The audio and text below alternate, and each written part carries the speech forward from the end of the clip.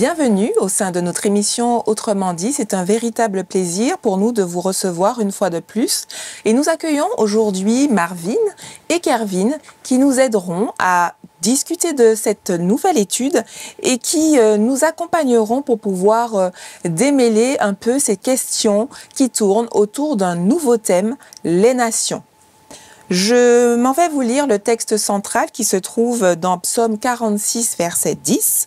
« Arrêtez et sachez que je suis Dieu, je domine sur les nations, je domine sur la terre. » Pourquoi doit-il poser les bases et dire « Arrêtez et sachez que je suis Dieu » ?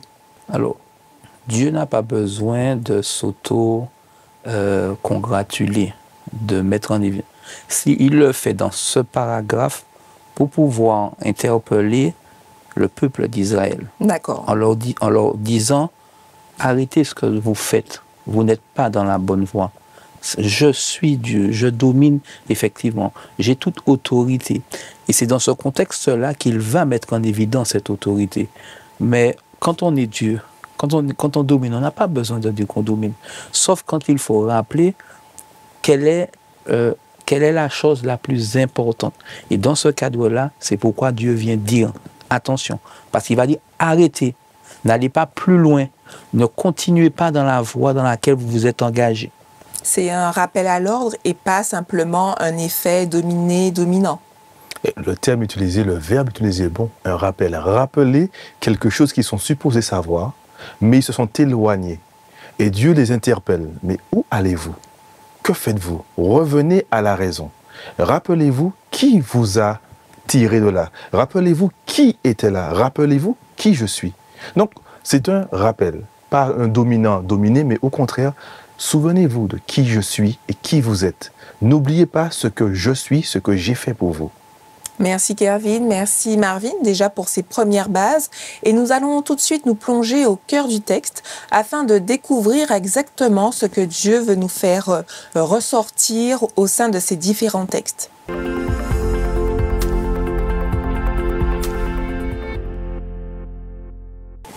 Revenons au cœur du texte et notamment par rapport au psaume 46 que nous avons précédemment évoqué. Nous le disions, il s'agissait d'un rappel à l'ordre, mais est-ce qu'on peut approfondir et comprendre la situation du peuple au moment où Dieu interpelle comme ceci? C'est intéressant parce que lorsqu'on prête attention à ce que Dieu dit, il donne des informations. Premièrement, il leur rappelle qui il est et il leur dit également le type de pouvoir qu'il a. À croire que le peuple avait choisi d'aller voir ailleurs pour chercher ailleurs si bonheur y était. Et Dieu leur dit, mais ce que vous cherchez ailleurs, vous n'allez pas le trouver parce que celui qui est le Créateur, celui qui domine, celui qui donne la vie, celui qui fait, c'est moi.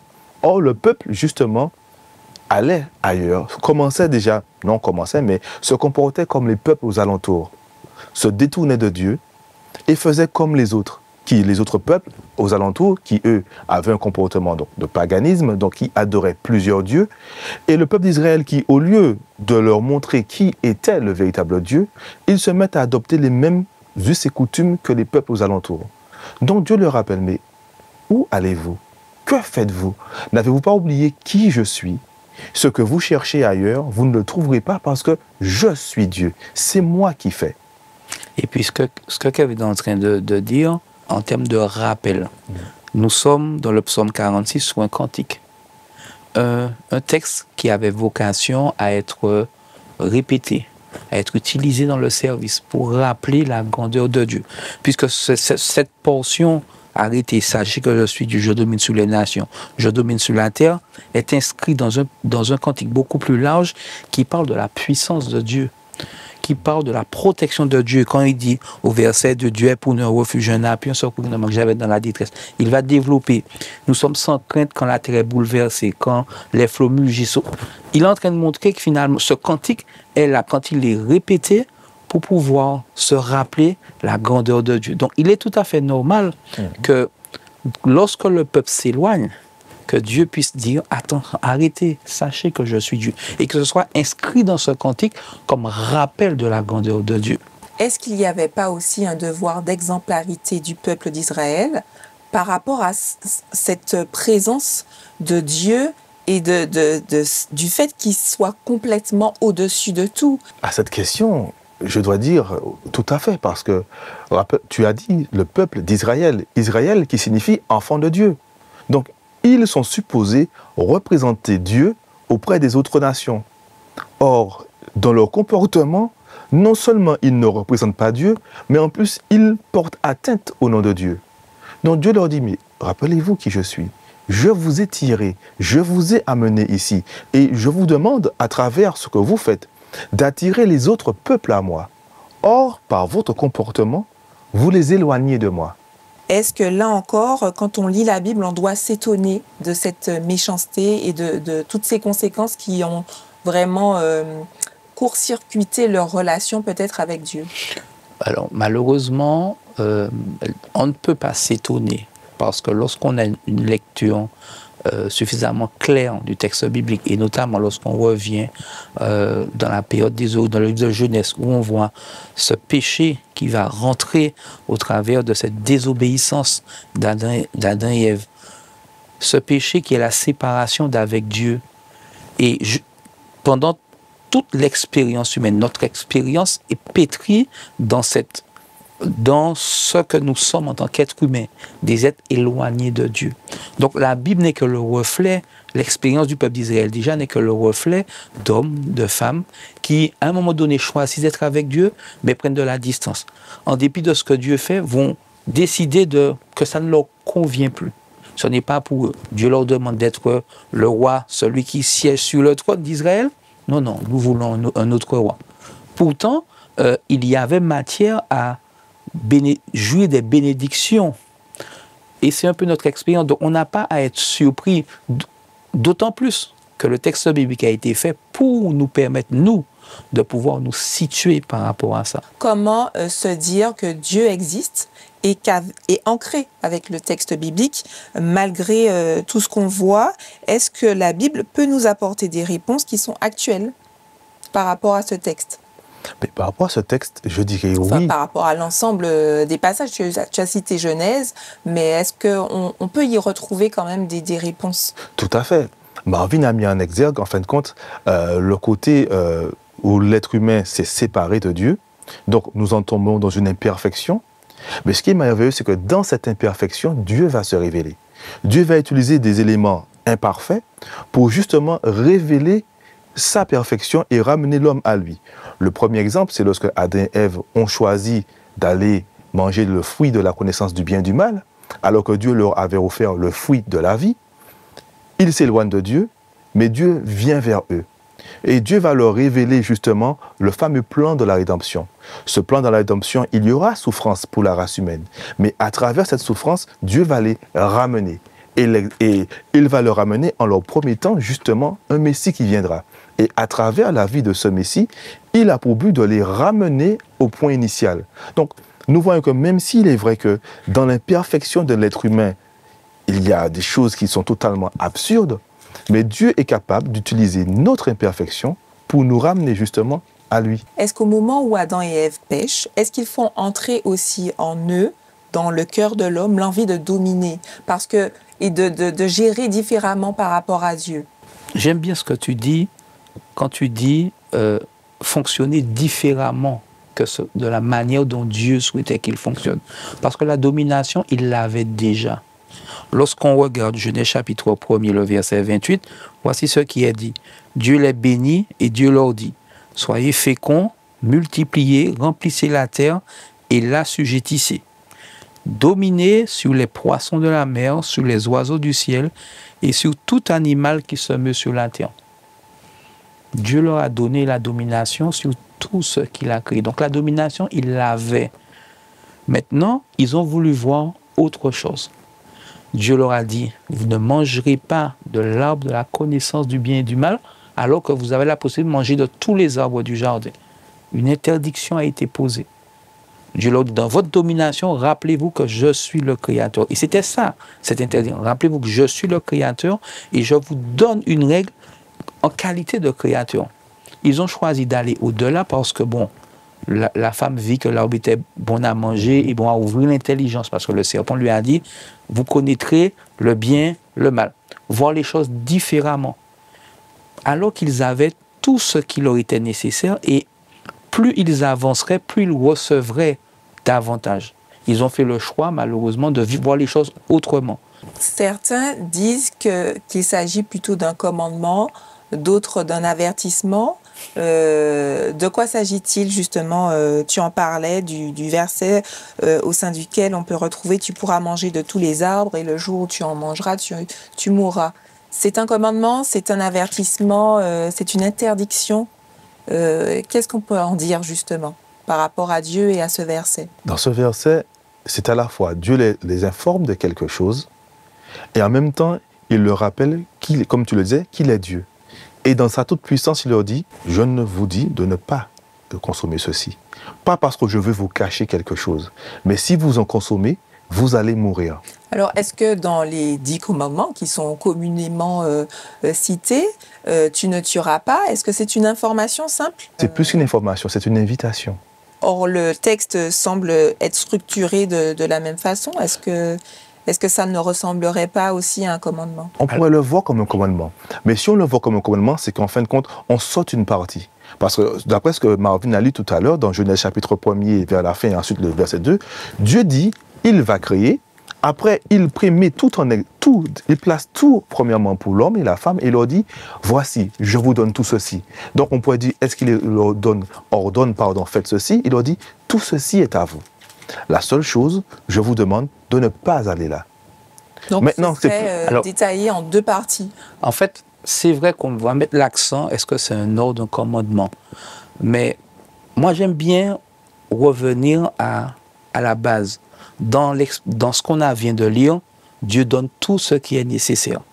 Et ensuite, Dieu dit, ce périmètre-là, ne vous est pas destiné.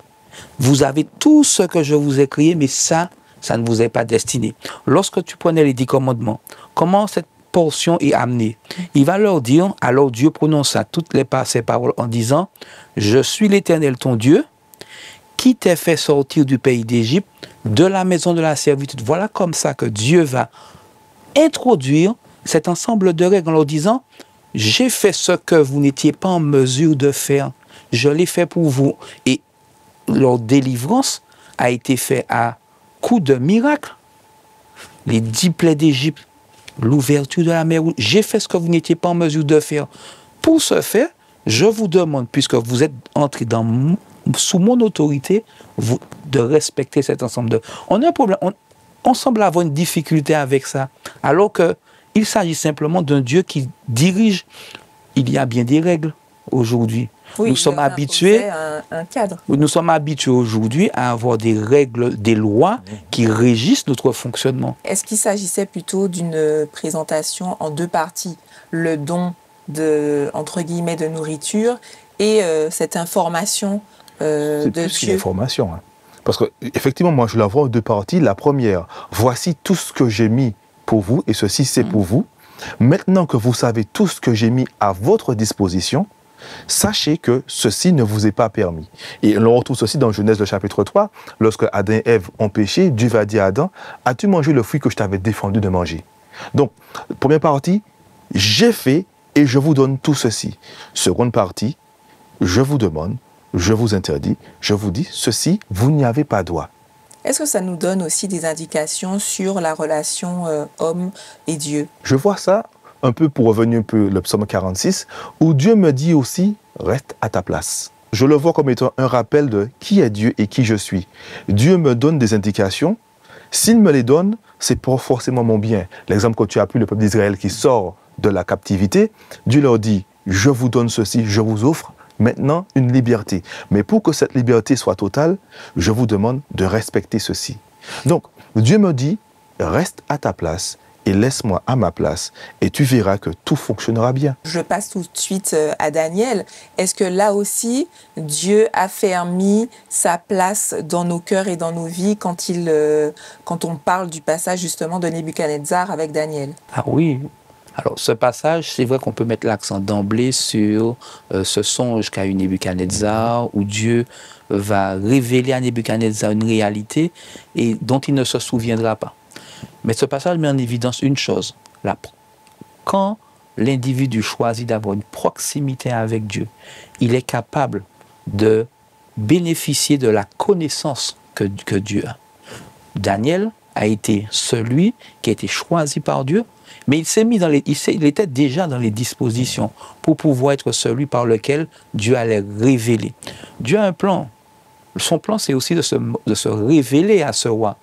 Rappelons-nous que lorsque le peuple d'Israël emmenait en captivité à Babylone, par l'intermédiaire du prophète Jérémie, il va leur donner un message d'espérance, d'espoir.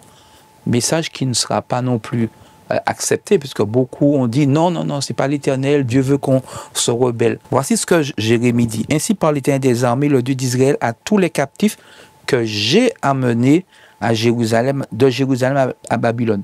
Bâtissez des maisons, habitez-les, plantez des jardins et mangez-en les fruits. Prenez des femmes et engendrez des fils et des filles. Prenez des femmes pour vos fils et donnez des maris à vos filles, afin qu'elles enfantent des fils et des filles. Multipliez là où vous êtes et ne diminuez pas. Recherchez le bien de la ville où je vous ai mené en captivité et priez l'Éternel en sa faveur parce que votre bonheur dépend du sien. Dieu, effectivement, dans cette situation, se trouve contraint de châtier le peuple et de donner une domination temporaire au roi de Babylone. Mais il reste celui qui domine, qui gère. Donc, il est nécessaire pour lui de pouvoir rappeler à ce roi qu'il est celui, que son peuple-là, celui qu'il a amené, il n'est pas un peuple sans Dieu, que ses dieux à lui ne sont pas plus forts que ses dieux, que lui.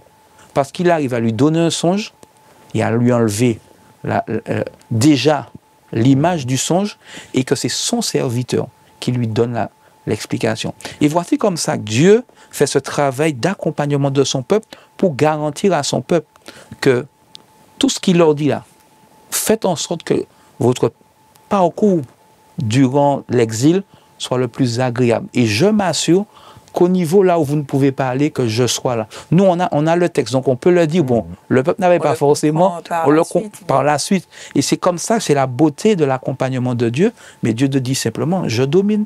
Ce que je trouvais incroyable également, c'est que là, tu le présentes très bien sur l'accompagnement de Dieu par rapport à son peuple, mais malgré la démonstration, j'ai envie de dire, de force de Dieu, Nebuchadnezzar s'en va justement à vouloir supplanter ce qui lui est révélé par le serviteur de Dieu. Est-ce que ça ne nous remet pas aussi en exergue notre attitude par rapport à certains événements, à certaines choses qui nous sont révélées par Dieu ou certaines situations? Je te dirais que c'est le propre de l'homme. J'ai cette tendance, nous avons cette tendance à parfois faire à notre tête. Comme tu l'as dit, Dieu a révélé à Nebuchadnezzar son plan, Nebuchadnezzar l'a compris, mais il estime que le plan de Dieu ne va pas comme lui le souhaite. Donc il décide d'aller à l'encontre. Nous avons bon nombre d'exemples dans la Bible, on a pris l'exemple tout à l'heure d'Adam et Ève qui vont à l'encontre.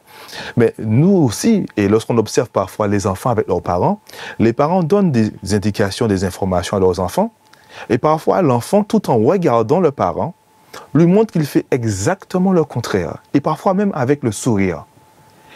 Et on se dit, mais l'enfant me provoque. Mais en même temps, il me donne un reflet de ma propre personne. Moi, être humain, moi, Kervin, j'ai cette tendance justement à recevoir de Dieu des indications, mais pourtant, je pense parfois être Dieu à la place de Dieu et vouloir fonctionner comme je veux, quand je veux, et être persuadé que ça va fonctionner. Mais là, on est avec un roi païen. Donc on peut se dire, ok, il reçoit, mais il n'accepte pas. Il n'accepte pas. Il a ses dieux. Daniel, d'accord, lui révèle le songe. Il est content, mais il met très rapidement de côté ce que Dieu lui dit. Son royaume ne sera pas éternel pour pouvoir se dire, cette statue qui me représente sera tout en or. Voilà, je fais comme je veux. C'est plus difficilement audible quand il s'agit de personnes comme le peuple d'Israël, qui sont censés avoir cette relation déjà avec lui aussi. Peut-être ça peut nous arriver, nous, alors que nous nous disons être proches de Dieu, vivre avec Dieu, faire des choix qui ne sont pas du tout ceux. Et la Bible, justement, quand tu disais, est-ce qu'elle est toujours d'actualité? Peut-être que les expériences du quotidien, nous n'allons pas les vivre de la même manière. Mais quand Dieu me dit « va », et que je comprends que Dieu me dit « va » de manière très claire dans cette direction, et que je choisis d'aller dans une autre direction, voilà un exemple de côté pratique de ce que la Bible me révèle et des conséquences qu'il peut y avoir. Est-ce qu'aussi, en mettant en parallèle les textes de Genèse et de Daniel, ça ne nous induit pas à la question de qui dépend la vie, de qui dépend notre vie? Je pourrais dire Dieu, mais ce serait des réponses faciles. Oui. Parce que dire que mais Dieu... c'est une remise en question. Cette remise en question me permet justement de m'arrêter un instant, sachez que je suis Dieu, de m'arrêter et de me poser les bonnes questions. Nebuchadnezzar a finalement su s'arrêter et se poser les bonnes questions, mais juste avant, il a été entêté.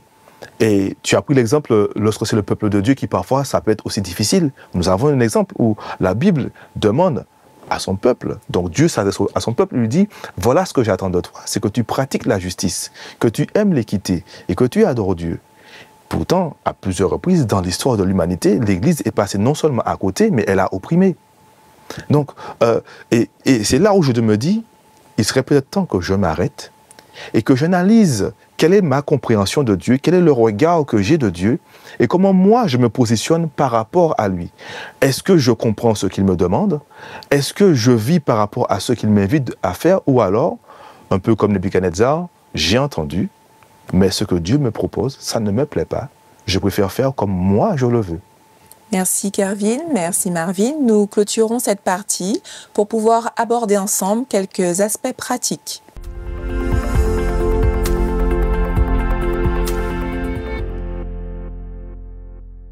Par rapport à tout ce que nous avons déjà évoqué, comment ne pas se laisser happer par, j'ai envie de dire, le défaut d'humilité? Le succès semble s'accompagner toujours